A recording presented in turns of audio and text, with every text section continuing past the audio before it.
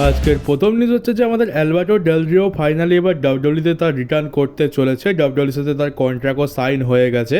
তো যেমনটা তোমরা জানো যে অ্যালবার্টো ডেল রিও অনেক দিন ধরে ডাব্লিউডব্লিউইতে রিটার্ন করতে চাইছিল, কিন্তু ডাব্লিউডব্লিউই ইন্টারেস্টেড ছিল না, সেই জন্য তাকে নেয়নি। কিন্তু আমরা যেমনটা দেখলাম যে রিসেন্ট টাইমে আমরা দেখতে পেলাম যে ট্রিপল এ মেক্সিকান যে প্রমোশনটা রয়েছে সেটাকে ডাব্লিউডব্লিউই কিনে নিয়েছে।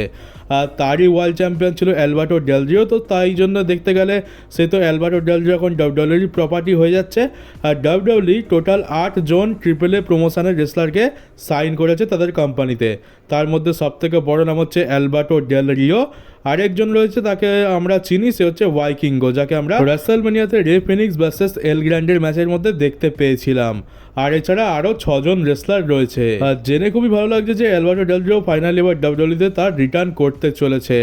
আর তোমরা শুধু একা নয়, ছোটোবেলাতে আমিও ভাবতাম যে অ্যালবার্টো ডেল রিও অনেক বড় লোক মানুষ, সে যেভাবে এন্ট্রি নিত আমি তো ভাবতাম যে একদম সে রাজার ফ্যামিলি থেকে এসছে, কিন্তু বাস্তবে সে একেবারে কাঙাল ছিল। তো এবার দেখতে হবে যে সে কি আবার আগের মতোই সেরকম রাজকীয়ভাবে এন্ট্রি নেয়, নাকি নর্মাল অন্য কোনো ক্যারেক্টার নিয়ে আসে। আর আমরা অনেকগুলো শকিং নেমকে ডাব্লিউডব্লিউই থেকে রিলিজ হতে দেখেছি এই কদিনের মধ্যে। আর আরেকটা নাম জুড়ে গেছে তার সাথে, সেটা হচ্ছে শর্টজিও রিলিজ হয়ে যাবে কিছুদিন পর। এমন শর্টজি এটা নিজেই রিভিল করেছে যে তার যে কন্ট্রাক্টটা শেষ হয়ে যাচ্ছে ডাব্লিউডব্লিউইর সাথে, ওটার পর আর কোনো কন্ট্রাক্ট ডাব্লিউডব্লিউই তার সাথে রিনিউ করাচ্ছে না। মানে ডাব্লিউডব্লিউই তাকে কোনো কন্ট্রাক্ট অফারই করেনি। ডাব্লিউডব্লিউই চাইছে যে কিছুদিন পর তো তার কন্ট্রাক্ট শেষ হয়ে যাবে, তো কন্ট্রাক্ট শেষ হয়ে যাওয়ার পর সে যেন ডাব্লিউডব্লিউই থেকে চলে যায়। তো এক প্রকার বলতে পারো যে স্বেচ্ছায় রিলিজই করে দিচ্ছে শর্টজিকে। আর তোমরা কি একটা জিনিস নোটিস করে দেখেছো, এইবারের যে লিস্টটা বেরিয়েছে সেখানে কিন্তু ম্যাক্সিমাম রয়েছে ফিমেল রেসলার। মানে মেল রেসলার তো বড়জন 2 থেকে 3 জন রয়েছে, ম্যাক্সিমাম হচ্ছে ফিমেল ডিভিশনের সুপারস্টার। মানে ট্রিপল এইচের মনে হচ্ছে ফিমেল ডিভিশনের সুপারস্টারদের সাথে বিশেষ কিছু শত্রুতা রয়েছে। আমি দেখলাম যে এক তো ফিমেল ডিভিশনের হাল তো বেহাল করেই রেখেছে। বেকি লিঞ্চের স্টোরিটা আর ইয়ো স্কাইকে একটু বড় লাগছে, বাকিদের তো খুবই অবস্থা খারাপ। টিফনিকেও আমরা ভুলতে বসেছি। তো ওমেন্স ডিভিশনে একদম বলার মতো তো কিছু নেই। আর তার উপরে আমরা ওমেন্স ডিভিশন থেকে এতজন সুপারস্টারকে রিলিজ হতে দেখতে পেলাম। এখানে কিছু গ্যারান্টি দিয়ে তো বলা যাচ্ছে না, তবে দেখে তো বোঝাই যাচ্ছে যে ট্রিপল এইচের ফিমেল ডিভিশন বা ফিমেল রেসলারদের সাথে কিছু বলতে পারো যে ব্যক্তিগত শত্রুতা রয়েছে, যার জন্য এগুলো আমরা দেখতে পাচ্ছি। মেবি আমি এখানে ভুলও হতে পারি, তবে হাফ ভাব দেখে তো আমার তাই মনে হচ্ছে। ডাব্লিউডব্লিউই থেকে রিলিজ হওয়ার পর বেশিরভাগ সুপারস্টারই তো ডাব্লিউডব্লিউইর ব্যাপারে নিন্দে করে, কিন্তু কোরা জেড এবার একটা খুবই বলতে পারো অন্যরকম অ্যান্সার দিয়েছে। কোরা জেড এখানে বলে যে সে যখন জিমেতে ট্রেনিং করতো সেখানে যারা তার কো ওয়ার্কার ছিল, ফ্যান্সরা ছিল, বা সেখানে যে সমস্ত বসেসরা ছিল, মানে হায়ার অথরিটিতে যারা ছিল, তারা তাকে বডি সেম করতো। তো এটা তো শুনে খুবই আজব লাগছে যে কোরা জেডকে বডি সেমিং করা হতো। আমরা দেখেছি মোটা মানুষকে সবাই মোটা বলে রাখায়, তারপরে জলহস্তি বলে, এটা হচ্ছে একটা বডি সেমিং। তারপরে যারা রোগা পাতলা তাদেরকে আমাদের দেশে গেঁজাখোর পাতাখোর বলা হয়, তালপাতার সিপাহী বলা হয়, এরকম হচ্ছে বডি সেমিং। কিন্তু কোরা জেডের মধ্যে এমন কি আছে যার ফলে তাকে বডি সেম করা হবে? যদি কোরা জেডকে বডি সেম করা হয় তাহলে বাদ বাকিদের তো আর কিছু বলারই নেই। এটা দেখতে গেলে ছেলেদের পক্ষে তো মোটামুটি হাসি মজাতে চলে যায়। ছেলেদেরকে কেউ বডি সেম করলে তারা সেটাকে লাইটভাবেই নেয়, এটা আমাদের নেচার। কিন্তু যখন কোনো মেয়েকে এরকমভাবে বডি সেমিং করা হয় তখন সেটা একটু খারাপ দিকেই যায়, ওটাকে কেউ ভালো চোখে দেখে না। আর এখানে কোরা জেডকে সেরকমভাবে বডি সেম করা হয়েছে। এবার কী বলা হয়েছে সে তো আমি জানি না, কিন্তু বডি সেম করা হয়েছে, যেটা খুবই খারাপ একটা জিনিস। আর বলতে পারো যে এটা খুবই কন্ট্রোভার্সিয়াল একটা জিনিস, তো এটা নিয়ে বেশি কিছু না বলাই ভালো। আর এবার ব্রন স্ট্রোম্যানের রিলিজ নিয়ে ভালো করে কথা বলা যাক। ব্রন স্ট্রোম্যানের রিলিজটা তো আমাদের জন্য খুবই শকিং ছিল আর খুবই কষ্টকর ছিল। আমরা তো কেউই ভাবতে পারিনি যে ব্রন স্ট্রোম্যানকে রিলিজ করে দেওয়া হবে। তো ব্রন স্ট্রোম্যানের রিলিজ হয়ে যাওয়ার পেছনের আসল কারণটা হচ্ছে যে ডাব্লিউডব্লিউই এমনটা মনে করছে যে ব্রন স্ট্রোম্যানকে দিয়ে আর কাজ চলছে না। ব্রন স্ট্রোম্যানের পেছনে যত টাকা তারা দিচ্ছে, মানে একটা তো কন্ট্রাক্ট থাকে, সেই কন্ট্রাক্টে বছরে ধরো 1 মিলিয়নের থাকে, 2 মিলিয়নের থাকে, এরকম সুপারস্টার হিসেবে এটা ভ্যারি করে। তো ধরে নাও ব্রন স্ট্রোম্যানকে $1 মিলিয়ন দিচ্ছে, কিন্তু ব্রন স্ট্রোম্যান তত পরিমাণ টাকা ইনকাম করে দিতে পারছে না, বা বলতে পারো যে লাভ করে দিতে পারছে না। মানে ডাব্লিউডব্লিউই চাইবে যে যদি আমরা ব্রন স্ট্রোম্যানকে $1 মিলিয়ন দিই তাহলে কম করেও তার থেকে $5 মিলিয়ন যেন উসুল হয়ে যায়, মানে তার মার্চেন্ডাইজ বিক্রি করে বা তার নামের ইউজ করে। কিন্তু সেই কাজটা ব্রন স্ট্রোম্যান করতে পারছে না, সেই জন্য ডাব্লিউডব্লিউইর মনে হচ্ছে যে তাদেরকে, মানে ব্রনকে আমরা বেকার টাকা দিচ্ছি, তো তাকে রিলিজ করে দাও। আর এটাই হচ্ছে আমাদের কর্পোরেট ওয়ার্ল্ডের মানে স্যাড রিয়ালিটি। এটা একটা কর্পোরেট কোম্পানি, আমরা যতই বলি লয়্যালটি, তারপরে ভালোবাসা, আমাদের ইমোশান, ওইসবের কিছু দাম নেই এখানে। সব কিছু বিজনেসের ওপরেই নির্ভর করে। বিজনেসে যতদিন লাভ করাতে পারছো ততদিন তো তোমার দাম রয়েছে। যখনই লাভ শেষ হয়ে যাচ্ছে বা তুমি আগের মতো আর লাভ করিয়ে দিতে পারছো না, তোমার জন্য প্রফিট হচ্ছে না, তো তুমি পুরো ইউজলেস হয়ে যাচ্ছ, তোমাকে বের করে দেওয়া হবে। তো এটা এখানে আমরা ব্রন স্ট্রোম্যানের ক্ষেত্রে দেখতে পেলাম। আর এটা খুবই ভাবতে খারাপ লাগছে, আমরা তো ফ্যান্স, আমরা জানি, কিন্তু আমাদের এটা ভাবতে খারাপ লাগছে যে আমাদের লয়্যালটি, তারপর আমাদের ভালোবাসা, আমাদের ইমোশনের কোনো রকম দাম নেই। আর দেখতে গেলে ব্রন স্ট্রোম্যান তো প্রচণ্ড লয়াল ছিল। ব্রন স্ট্রোম্যান কী করেছিল, যখন তাকে ডাব্লিউডব্লিউ থেকে রিলিজ করে দেওয়া হয়, AEW থেকে কিন্তু তাকে একটা বড় ডিল অফার করা হয়েছিল অনেক টাকার, কিন্তু সে বলে দেয় যে না, আমি ওখানে যাবো না, আমি তো ফিরলে ডাব্লিউডব্লিউতেই ফিরবো। সে ডাব্লিউডব্লিউর প্রতি ভালোবাসা আর লয়্যালটি দেখিয়েছে, কিন্তু ডাব্লিউডব্লিউ তার সাথে কী করলো, এটাই হচ্ছে রিয়ালিটি। এখানে ইমোশনের কোনো রকম দাম নেই। ডাব্লিউডব্লিউ সবসময় বিজনেসের দিকে দেখে আর লাভের দিকে দেখে। আর যখন থেকে এই TKO গ্রুপ পুরো টেক ওভার করে নিয়েছে, তখন থেকে তো এটা পুরোপুরি একটা কর্পোরেট কোম্পানি হয়ে গেছে, যার ফলে আমরা বেশি বেশি টিকিটের দাম দেখতে পাচ্ছি, বেশি বেশি রিলিজ দেখতে পাচ্ছি, যাকে ইউজ করলে বেশি পরিমাণ বিজনেস করা যাবে, বেশি পরিমাণ টিকিট বিক্রি করা যাবে, সেগুলো আমরা দেখতে পাচ্ছি। যেমন জন সিনা রকের নামটাকে ইউজ করে কীভাবে আমাদের ইমোশন নিয়ে খেলা করে অত লাখ লাখ টাকার টিকিট বিক্রি করা হলো, এক একটা টিকিটের দামই 12 লাখ টাকা। তো বুঝতেই পারছো এটা কীভাবে কাজ করছে। আর যদি বলো ফ্যান্সদের ইমোশন আর লয়্যালটি, তো দেখো আমি তোমাদেরকে একটা জিনিস ভালো করে বুঝিয়ে বলি। তোমরা ইন্ডিয়া আর বাংলাদেশের ব্যাপারটাই দেখো। ডাব্লিউডব্লিউ তো জানে যে ইন্ডিয়া আর বাংলাদেশে আমরা সকলে টিভিতে দেখি, আর যে সমস্ত অডিয়েন্স আছে তারা বেশিরভাগই হচ্ছে অল্প বয়সী আমাদের মতো, আর আরও বেশিরভাগ রয়েছে তারা তো একদম বাচ্চা। তো তাদের পক্ষে নেটফ্লিক্স তো অ্যাফোর্ড করা সম্ভবই ছিল না, কিন্তু ডাব্লিউডব্লিউ তার সত্ত্বেও কী করলো, নেটফ্লিক্সে ডাব্লিউডব্লিউ শিফট করে দিল। কারণ তাদের কথা হচ্ছে যে যার টাকা আছে সে দেখবে, আর যার টাকা নেই সে দেখবে না। ফ্রিতে কোনো জিনিসই হবে না। টিভিতে তো আমরা ফ্রিতে দেখতে পেতাম। আর লয়্যালটির কথা যদি বলো, তো সোনির সাথে 23 বছরের ডিল ডাব্লিউডব্লিউ লম্বা চলেছে, তো 23 বছর ধরে অনেকেই দেখছে। আমি তো আমার নিজেরই বয়স 21, তো আমার আগে থেকেও অনেকে দেখছে। তো এই 23 বছর ধরে যারা দেখেছে তারা তো লয়াল, তারা ডাব্লিউডব্লিউর প্রত্যেকটা শো দেখেছে টিভিতে। তো তাদের কথা কি ডাব্লিউডব্লিউ একবার ভেবেছে? ভাবেনি। তো এটাই হচ্ছে মেন জিনিস। তোমরা যতই লয়াল হোক, তোমরা যত ইমোশন দেখাও, কিচ্ছু যায় আসে না। যে টাকা দেখবে, মানে যে টাকা দেবে সে দেখবে, আর যে টাকা দেবে না সে দেখবে না। আর ইন্ডিয়ার মার্কেটটা একদমই আলাদা, বাইরের থেকে তো পুরোপুরি আলাদা। ইন্ডিয়ার মার্কেট কেমন আমরা সকলেই জানি, আর বাংলাদেশের মার্কেটও একদম সিমিলার। সেই জন্যই ডাব্লিউডব্লিউ এখানে কোনো রকম শো করানো থেকে বিরত থাকে, কারণ জানে যে এখানে যদি শো করানো হয় তো বেশি দামি টিকিট করলে কেউ আসবে না, আর এরকম মানে এখানে এই জিনিসটা তো সহজে চলবে না। তো এখানে বিজনেসের মডিউলটাই পুরোপুরি আলাদা। সেই জন্যই আমরা ইন্ডিয়াতে বা বাংলাদেশে ডাব্লিউডব্লিউর কোনো রকম শো দেখতেই পাই না। আর যখন হয় ওই একটা ছোটোখাটো লাইভ ইভেন্ট হয় যেখানে টিকিটের দাম 35,000 টাকা হয়। তো বুঝতেই পারছো ইন্ডিয়াতে 35,000 টাকা দাম দিয়ে কোন বাচ্চা খেলা দেখতে যাবে। আর যদি লাইভ ইভেন্টের টিকিটের দাম এত বেশি হয়, তাহলে প্রিমিয়াম লাইভ ইভেন্ট বা র বা স্ম্যাকডাউনের টিকিটের দাম কত হতে পারে তা তো তোমরা বুঝতেই পারছো, লাখের ওপরে চলে যাবে। তো মেন হচ্ছে ওই সব লয়্যালটি ইমোশন কর্পোরেটে চলে না। এমনিতে তো কোম্পানির বসেসরা বলে দেয় যে তোমরা আমাদের এমপ্লয় নয়, তোমরা আমাদের ফ্যামিলি মেম্বার। কিন্তু যখনই তোমাদের বলতে পারো যে তোমাদের থেকে আর লাভ হচ্ছে না, তুমি বেশ টাকা ইনকাম করে দিতে পারছো না, তোমাদেরকে লাথি মেরে বের করে দেওয়া হবে। এমনকি একটা এক্সাম্পল দিই, এখন রোমান রেন্সকে $15 মিলিয়ন দেওয়া হয় বছরে। এবার যদি রোমানকে দিয়ে ডাব্লিউডব্লিউ চাইবে যে তার ডবল ইনকাম করে নেবো, মানে $30 মিলিয়ন ইনকাম করে নেবো, কিন্তু কোনো একটা পয়েন্টে কি যদি দেখা যায় যে রোমানকে দিয়ে বিজনেস আর ভালো চলছে না, রোমান 30 মিলিয়ন তো দূরের কথা, সে $15 মিলিয়ন ইনকাম করে দিতে পারছে না, তখন কিন্তু রোমানের হালও কিন্তু 16 শিকোবার মতো হয়ে যাবে।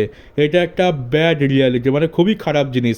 এইরকম সুপারস্টার আর তাদের এইরকম দুর্দশা, আর এটা আজ থেকে নয়, অনেক যুগ থেকে চলে আসছে। তবে হ্যাঁ, একটা জিনিস, এটা ভিন্স ম্যাকম্যানের যুগে একটু হলেও কম ছিল। এখন যেহেতু TKO গ্রুপ পুরোটা দায়িত্ব নিয়ে নিয়েছে, সব কিছু তাদের হাতে, তো এটা একদম পুরোপুরি যে সমস্ত প্রফেশনাল কর্পোরেট কোম্পানি থাকে তাদের মতো হয়ে গেছে। এখানে আর ইমোশান নেই। ভিন্স ম্যাকম্যানের যুগে ইমোশান তো একটু হলেও ছিল, কারণ আমরা জন সিনা, র্যান্ডি অর্টন, তারপরে রোমান রেন্স এদের ক্ষেত্রে দেখতে পেয়েছিলাম, আর সেটা এখন আর দেখতে পাচ্ছি না। তো ডাব্লিউডব্লিউর এই যে রিয়ালিটিটা রয়েছে, এটা আমরা যত তাড়াতাড়ি রিয়ালাইজ করবো আমাদের জন্য ততই ভালো, আমাদেরকে বেশি কষ্ট পেতে হবে না।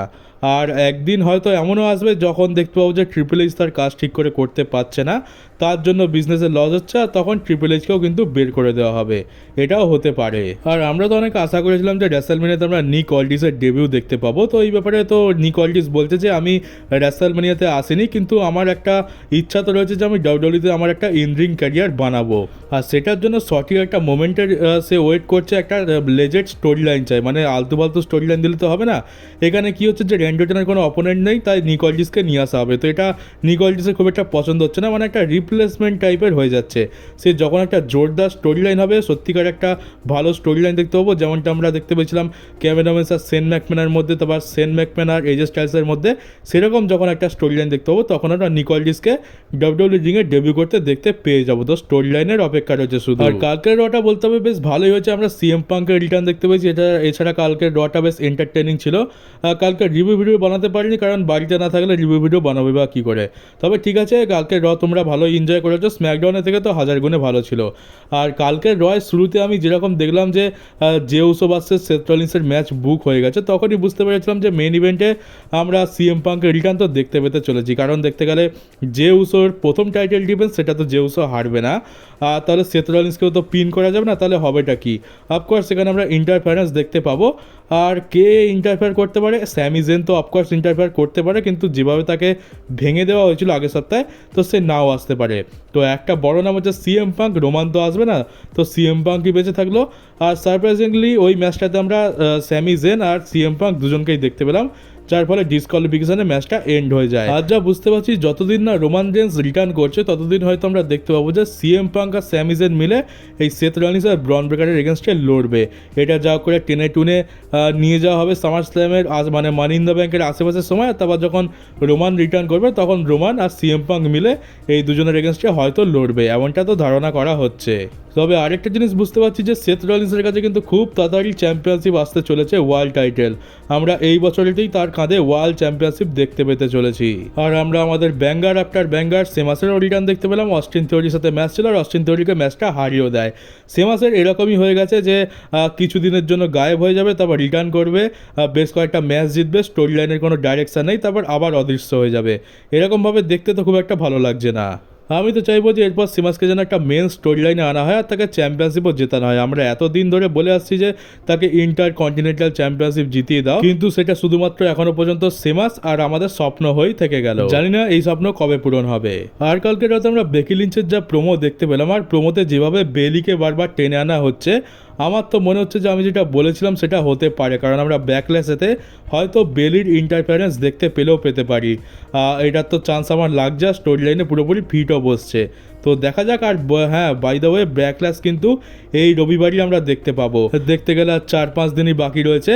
আর খুবই সারপ্রাইজিং যে ব্যাকল্যাশ হতে চলেছে, এটা আমরা ঠিকঠাকভাবে জানি না। আমিও আজকে যখন জানতে পারলাম যে ব্যাকল্যাশ তো এই রবিবার হতে চলেছে, আমিও বেশ সারপ্রাইজ হয়েছি। তবে ঠিক আছে, সময় হয়ে গেছে যখন দেখেই নেবো। আর তাছাড়া ব্যাকল্যাশ নিয়ে আমার তো তেমন কোনো এক্সপেকটেশন নেই। আর এখন ডাব্লিউডাব্লিউর যা হাল চলছে তাতে এক্সপেকটেশন তো কোথাও রেখোই না। জানি তোমরা জন সিনা ভার্সেস র্যান্ডি অর্টনের ম্যাচটা নিয়ে খুবই হাইপ হয়ে রয়েছে, তোমরা এই ম্যাচটা দেখতে চাও, কিন্তু ভেবে দেখো যে ও এখন তো জন সিনার যা ক্যারেক্টার চলছে, সে রেসলিংকে রুইন করবে, বেকার ম্যাচেস দেবে আর বিচ্ছিরি রেজাল্ট দেবে। তো বলা যায় না, হয়তো র্যান্ডি অর্টন ভার্সেস জন সিনার ম্যাচটা আমরা বেকার হয়ে যেতেও দেখতে পেতে পারি। তো এটা নিয়ে আমারও তেমন কোনো এক্সপেকটেশন তো নেই। এটা ওই কোরি ভার্সেস জন সিনার মতো হতে পারে বা তার থেকেও বেশি খারাপ হতে পারে। আর যদি সত্যি ম্যাচটা খুবই বেকার আর খারাপ হয় আর তার রেজাল্টও যদি খুব একটা ভালো না হয়, তাহলে তোমরা নিশ্চিত থাকো যে এই ম্যাচটা আমরা ভবিষ্যতে আবার দেখতে পাবো। এই যে ওয়ান লাস্ট টাইম বলছে, এটা শুধুমাত্র একটা ট্যাগ লাইন। জন সিনার রিটায়ারমেন্ট ট্যুরের লাস্টের দিকে এই ম্যাচটা আমরা আবার দেখতে পাবো। আর এদের মধ্যে যদি লাস্ট টাইমের জন্য ম্যাচ হয়, তো ম্যাচটা ডেফিনেটলি একটা ভালো ম্যাচ তো ডেলিভার করতেই হবে। তাতে ডাব্লিউডাব্লিউর বিজনেসও বেশ লাভ হবে আর আমাদের একটু মনটাও ভালো থাকবে। আর এমনি তো আমাদের ইমোশনের তো কোনো দাম নেই, তো ডাব্লিউডাব্লিউ তাদের বিজনেসের কথা ভেবেই যদি এই ম্যাচটা ভালো করে দেয়, তো আমরা একটু এনজয় করে নেবো। আর এর পরের নিউজ হচ্ছে যে চেলসি গ্রিন ডাব্লিউডাব্লিউর সাথে একটা মাল্টি ইয়ারের ডিল সাইন করে নিয়েছে। কত বছর সেটা তো এখনো রিভিল হয়নি, কিন্তু কম করে হলেও 3 বছর তো হবে। আমার তো মনে হচ্ছে 5 বছরের ডিল হতে পারে। আর এরপরে আরেকটা বড় নিউজ হচ্ছে যে ডাব্লিউডাব্লিউ এখন রন্ডা রাউজিকে ডাব্লিউডাব্লিউতে ফিরিয়ে আনার জন্য ইন্টারেস্টেড আছে। তো ডাব্লিউডাব্লিউতে ইন্টারেস্টেড থাকলে হবে না, রন্ডা রাউজিকেও থাকতে হবে। আর তাছাড়া রন্ডা রাউজি ডাব্লিউডাব্লিউ থেকে চলে যাওয়ার পর যেভাবে ডাব্লিউডাব্লিউ সম্পর্কে উল্টোপাল্টা কথা বলেছে, দেখতে গেলে উল্টোপাল্টা তো নয়, যেটা সত্যি সে সেটাই সবার সামনে তুলে ধরেছে। আর সত্যি কথা তো সবার খারাপই লাগবে। তো এবার রন্ডা রাউজি যদি আসতে চায় তাহলে আমরা ডেফিনেটলি দেখতে পেতে পারি। আর তাছাড়া ওমেন্স ডিভিশনের যা হাল চলছে, রন্ডা রাউজির মতো বড় স্টারকে তো দরকার। কিন্তু প্রশ্ন আরেকটা আছে যে রন্ডা রাউজিকে যদি যদি এনেও দেয় তাও কি সত্যি কি ভালো কিছু হবে? কারণ ফিমেল ডিভিশনের তো খুবই হাল বেহাল চলছে। রন্ডা রাউজি এসে যদি ওই সার্লেট প্লেয়ারের মতো অবস্থা হয়ে যায় তাহলে তো বেকারই বলবো। তারপর দেখতে পেলাম যে রন্ডা রাউজির শেষ যে ডাব্লিউডব্লিউতে লাস্টের দিকে রানটা ছিল সেরকম একটা রান আমরা দেখতে পেলাম। সেই জন্য আমার তো একটু চান্স কম লাগছে। শুধুমাত্র বড় বড় স্টারদের এনে তাদের নাম নিয়ে বিজনেস করে টাকা কামালেই হয় না, তাদেরকে সেরকমভাবে ইউজও করতে হয়। এই যে ডাব্লিউডব্লিউ বলছে যে ব্রন স্ট্রোমানকে ঠিকঠাক মানে ব্রন স্ট্রোমান ভালোভাবে ইনকাম করে দিতে পারছিল না, তো তোমরা একবার ভেবে দেখো যদি ডাব্লিউডব্লিউ ব্রন স্ট্রোমানকে সেই পুরনো 2017-18 সালের মতো মনস্টার হিসেবে বুক করতো তাহলে এমনিতেই ব্রন স্ট্রোমানের নামে টিকিট বিক্রি হতো, ব্রন স্ট্রোমানের নামে ভালো বিজনেস হতো। ব্রন স্ট্রোমানকে ডাব্লিউডব্লিউ নিজেই ঠিকভাবে ইউজ করতে পারেনি, তো টাকা কোত্থেকে ইনকাম হবে? তো এখানে তো ডাব্লিউডব্লিউরই ফেলিয়ার। তোমরা নিজেরাই বেকার বুকিং করবে আর তারপর বলবে যে টাকা ইনকাম করে দিতে পারছে না। আর শুধুমাত্র এটা ব্রন স্ট্রোমানের নয়, ডাব্লিউডব্লিউতে যত রকম সুপারস্টার রয়েছে, র্যান্ডি অর্টন, রোমান রেন্স, জন সিনা, এছাড়া আরও যত রয়েছে, ড্রু ম্যাকিন্টায়ার, কোডি রোডস, সেটা সবার ক্ষেত্রেই প্রযোজ্য। তো চলো গাইজ, এই ভিডিওটা এই পর্যন্ত ছিল। কেমন লাগলো কমেন্ট বক্সে অবশ্যই জানিও। নতুন হয়ে থাকলে চ্যানেলটাকে সাবস্ক্রাইব করে নোটিফিকেশন বেলটাকে অবশ্যই অন করে দিও। ভিডিওটাকে পারলে শেয়ারও করে দিও। তো চলো দেখা হচ্ছে তোমাদের সাথে ডাব্লিউডব্লিউর একটা নতুন নিউজ ভিডিওতে।